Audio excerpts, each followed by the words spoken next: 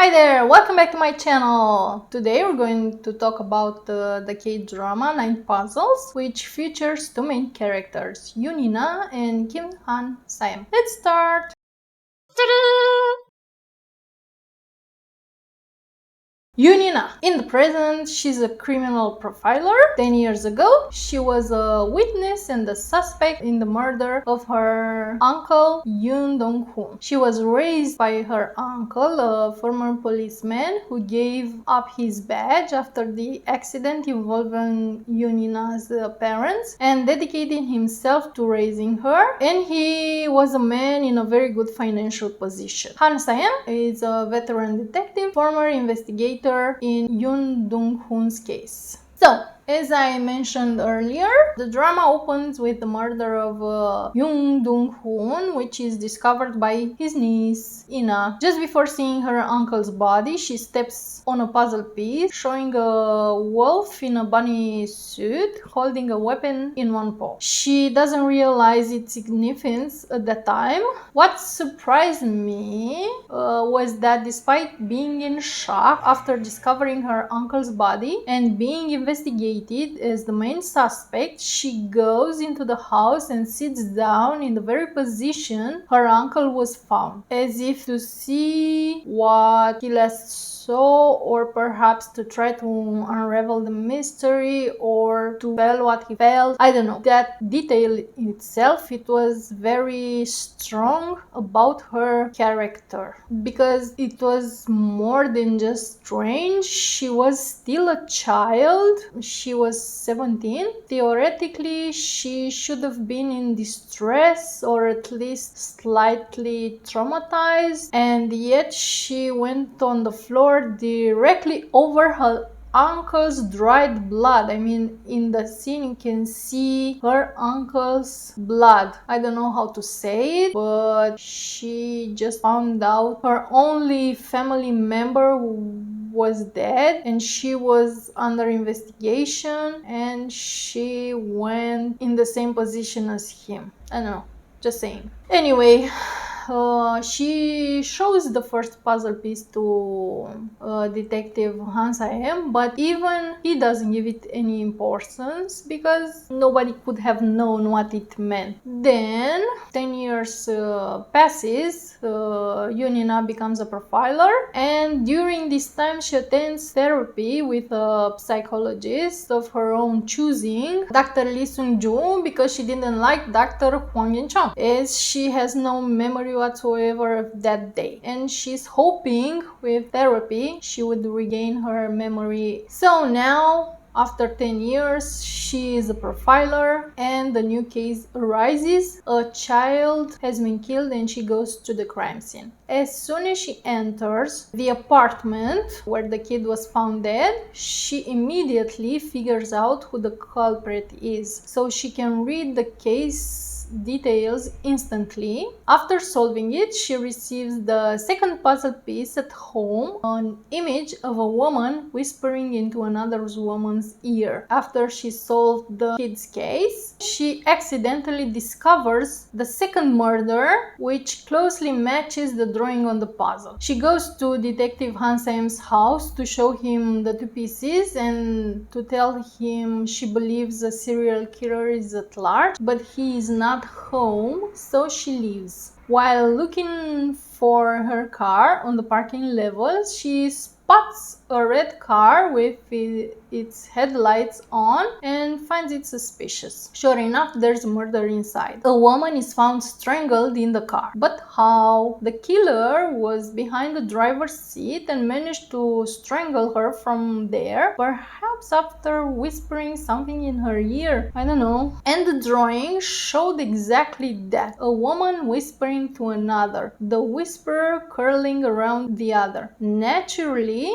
Detective Han-saem doesn't believe her and suspects her again, just like 10 years ago. It turns out the murdered woman was an acquaintance of her uncle and the police chief Hyun-Hoo-gun. Interesting, right? Now she remembers that someone else had been in the house the day her uncle died, like exactly the killer, and that she had heard the door closing behind her. Apparently, she had suppressed that memory, likely due to guilt over not turning around to see who it was. That's what Dr. Lee says. From this moment on, I-na joins Detective Han-saem's team, something that ends up changing him quite a lot. At first, very reluctant, he gradually begins to work with her and becomes more sociable, even with his colleagues. He starts becoming more human, we could say. Until now, he had been very solitary, a man who suppressed his feelings and believed only he could solve any case. And not only does I-na join his team, she becomes his partner during field investigations. Most significantly, she even enters his home. We could say she completely invades his life, or as the saying goes, she walks into his life with boots on and turns his world upside down. And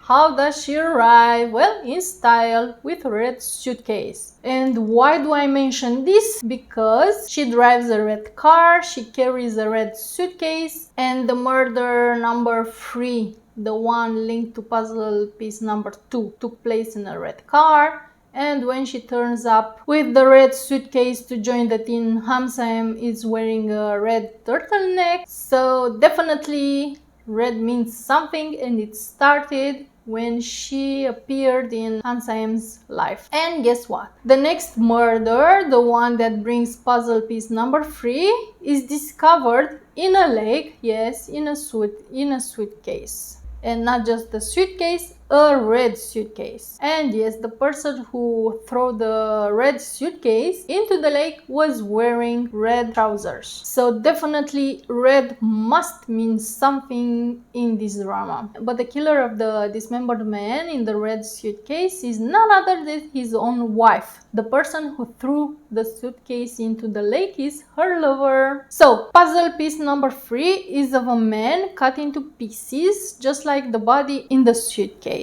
but he's surrounded by children dancing. I-na is very puzzled because she received the puzzle piece just after the wife was revealed as the murderer. But in the drawing, the cuts are drawn over an old illustration, meaning they were made after the crime took place. To confirm the truth, she shows the puzzle piece number 3 to the wife, who is genuinely surprised, meaning she's not the serial killer. But here's the twist. The cuts on the drawing match exactly where she cut her husband's body. So it seems the wife wasn't the only one who wanted him dead. So how could that happen? It turns out that the night they dumped the red suitcase, the real serial killer was watching. He retrieved the suitcase from the water, opened it, saw how the body was dismembered, closed it again and threw it back into the lake. And that's how we find out why puzzle piece number 3 came so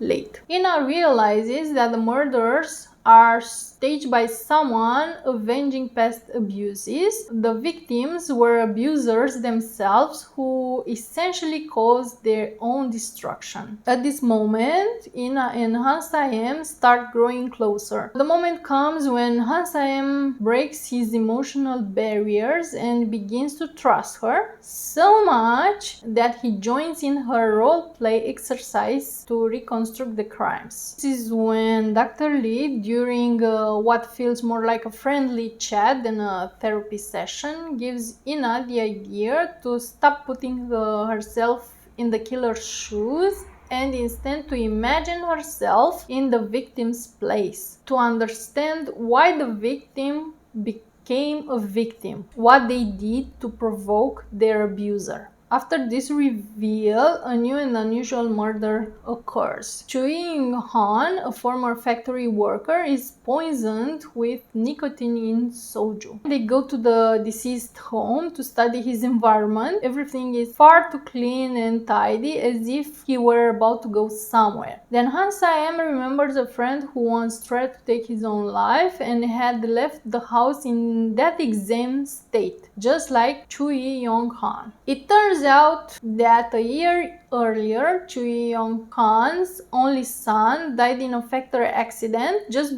before starting university. 3 colleagues were supposed to watch the boy, but they left him alone and to drink soju. When he was caught in a machine, the 3 didn't know what to do as their boss wasn't answering the phone. They agreed to keep quiet so they wouldn't be blamed for negligence. They didn't even call an ambulance, they just waited for the boy to die. Choi-Yong-han immediately realized that the 3 were responsible for his son's death and planned to kill them. He put nicotine in a bottle of soju, intending to give it to them, but he wasn't the kind of person to hurt others, let alone kill. So instead, he decided to take his own life, hoping that his suicide would make the 3 suspects be sent to prison.